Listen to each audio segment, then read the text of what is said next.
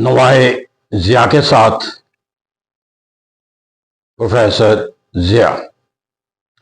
पाकिस्तान में सियासत और सियासी निज़ाम को समझने के लिए हमें मुख्तलिफ ज़ाविये जो है वो इख्तियार करने पड़ते हैं। मैं एक ट्रेडिशनल मेथड जो है वो कॉन्स्टिट्यूशन के तहत किसी निज़ाम को परखना होता है, लेकिन चूँकि ट्रेडिशनल अप्रोच के तहत पाकिस्तान के निज़ाम को समझना और उसका एनालिसिस करना जो है वो अमली तौर पर जो है वो नामुमकिन है, क्योंकि यहाँ पर जो ज़ाब्ते और जो फैसले हैं वो आइन और कानून की रूह से ज़्यादा जो है वो उन अवामिल की अक्कासी करते हैं जो सियासी निज़ाम को चलाने का प्रैक्टिकली जो है वो ताकत रखते हैं। इस तरह पाकिस्तान के अंदर ट्रेडिशनल अप्रोच से ज़्यादा अगर कोई अमल इख्तियार किया जा सकता है तो वो बिहेवियरल अप्रोच है। और बिहेवियर अप्रोच के अंदर किसी निज़ाम को समझने के लिए हमें जो है वो लोगों के सोच और फिक्र का तजिया करना होता है। लेकिन यहाँ पर भी जो है वो अलमिया ये है कि बिहेवियर अप्रोच के तहत भी पाकिस्तान के जो लोग हैं जिन हालात वाक़यात के तहत वो अपनी सोच और फिक्र का जो है वो इजहार करते हैं, उन हालात वाक़यात के नतीजे के अंदर ये तसव्वुर नहीं किया जा सकता कि जो सोच और फिक्र का जो है मुआखज़ा किया जाएगा या जो सोच और फिक्र का अहाता किया जाएगा वो जो है वो अमली तौर पर भी उसी की अक्कासी करता है जो लोगों की सोच और फिक्र के जो है वो खुफिया जो है वो पहलू है। तो कहते हैं यहाँ पर लोगों का एपरेंट बिहेवियर जो है वो कुछ और होता है।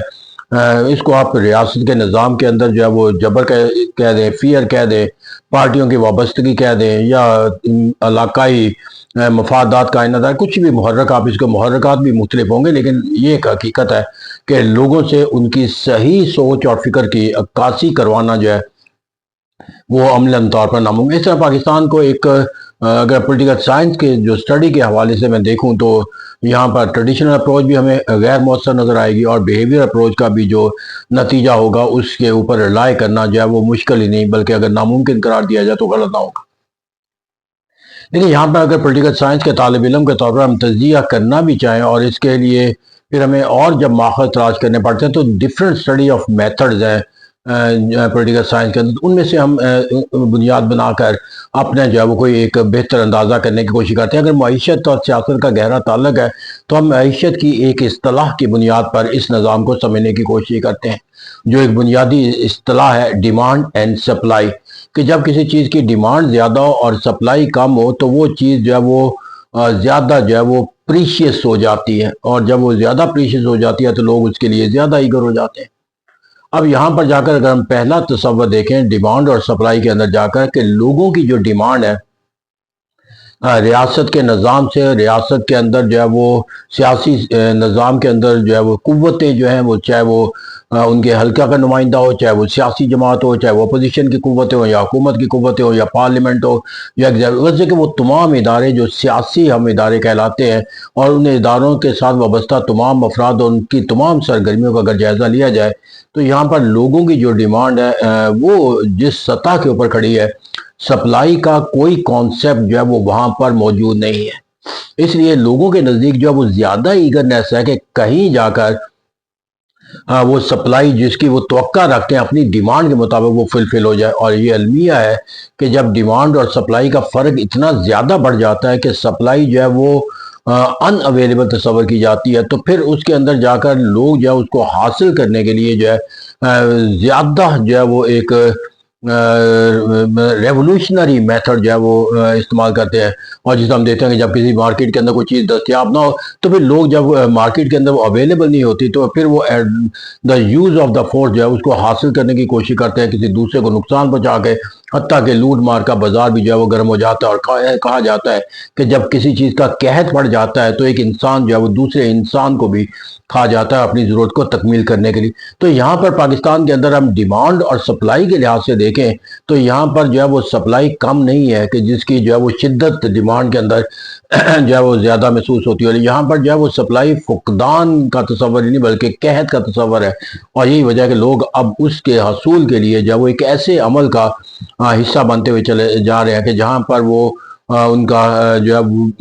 अपने ही दीगर जो افراد یا ادارے ہیں جو ان کے مفادات کے لیے سیاسی پہلو رکھتے ہیں، وہ ان سے اپنے آپ کو آئسولیٹ کرتے چلے جاتے ہیں، کنارہ کش ہوتے چلے جاتے ہیں۔ یہ وہی عمل ہے جس کا میں نے قحط کے اندر کہا تھا کہ ایک بھوک اور افلاس کا شخص جو ہے وہ اپنے ہی دوسرے بہن بھائی کو کھا جاتا ہے تاکہ اپنی بھوک کو مٹا سکے۔ اس وقت جو ہے وہ جو عوام جو ہے وہ اپنے سیاسی نظام کے ہر قوت کو، ہر سرگرمی کو جو ہے وہ کھانے کے لیے تیار ہیں، کیونکہ اس کے نتیجے کے اندر جا کر جو ہے وہ اپنی بھوک کو مٹا سکتے ہیں۔ غرضے کہ جو ایک قحط النظام ہے، یہ پاکستان کی اس وقت لوگوں کی نظر میں سیاسی حیثیت ہے۔ پھر اگر ہم اس کی طرح دوسرے پہلو کو دیکھ رہے ہیں، ڈیمانڈ اور سپلائی کا، حکومت کی ڈیمانڈ کیا اور سپلائی وہاں پہ کیا ہے، تو یہاں پہ ہمیں قحط کا تصور قائم ہوتا ہوا نظر آتا ہے۔ وہ اس طرح کہ حکومت وقت لوگوں سے اپنی اطاعت کروانا چاہتی ہے، اپنے فیصلوں کو تسلیم کروانا چاہتی ہے، لیکن المیہ یہاں پر یہ ہے کہ لوگوں کا جو سیاسی نظام کے ساتھ سرگرمیاں ہیں اور سیاسی ادارے ہیں، ان کے کسی بھی پہلو کے لحاظ سے جو ہے وہ کوئی ایک ایسا پہلو نہیں پایا جاتا کہ جہاں حکومت وقت کو یہ احساس ہو کہ ان کی ڈیمانڈ کو لوگ پورا کرنے کے لیے تیار ہیں۔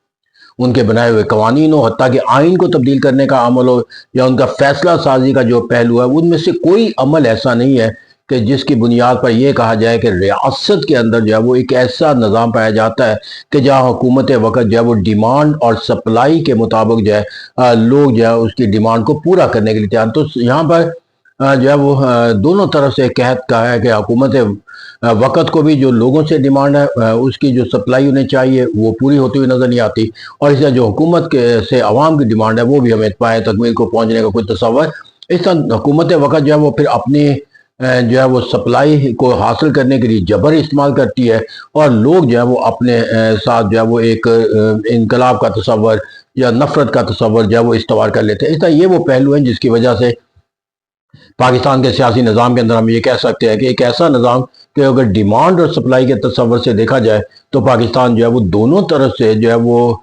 جو ڈیمانڈ کا جو تقاضا ہے، سپلائی اس کے ساتھ وابستہ نہیں ہے، اور اس سپلائی کو حاصل کرنے کے لیے اب جو راستہ نظر آتا ہے وہ صرف جبر کا نظر آتا ہے، کیونکہ روٹین کے مطابق یہ سپلائی جو ہے وہ بحال ہوتے ہوئے نظر نہیں آتی۔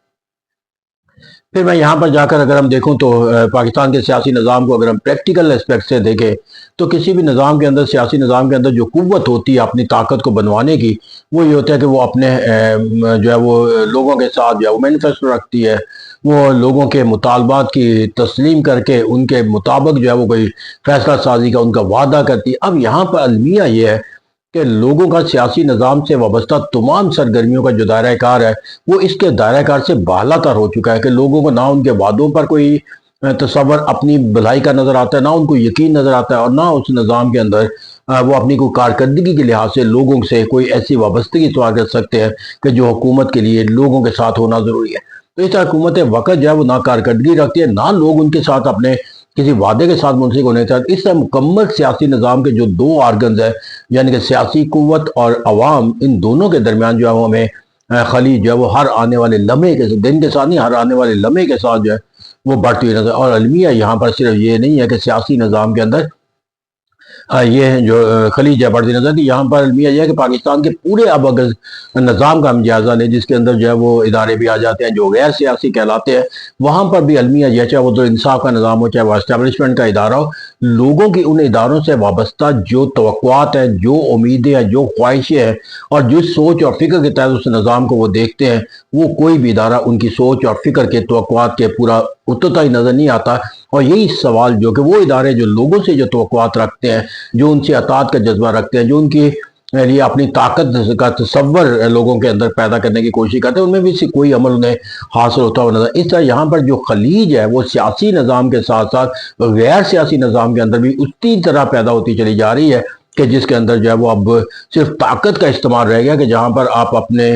لیے کوئی اطاعت کا جو رشتہ جو ہے وہ تلاش کر سکتے ہیں۔ تو اس سے جبر جو ہے وہ اب ریاست کے نظام کی ایک عکاسی کرتا چلا جاتا ہے کہ آپ نے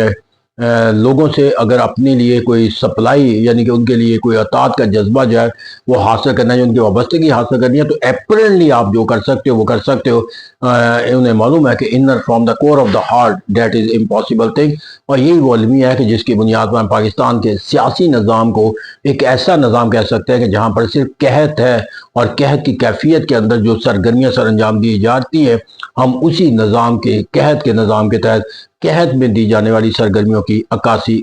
کرتے چلے جا رہے ہیں۔ اور اگر ہم آج نہیں تو آئندہ اگر ہم اسی راستے پر گامزن رہے تو المیہ وہی ہوگا جو ایک قحط زدہ نظام کا ہوتا ہے. Thank you very much.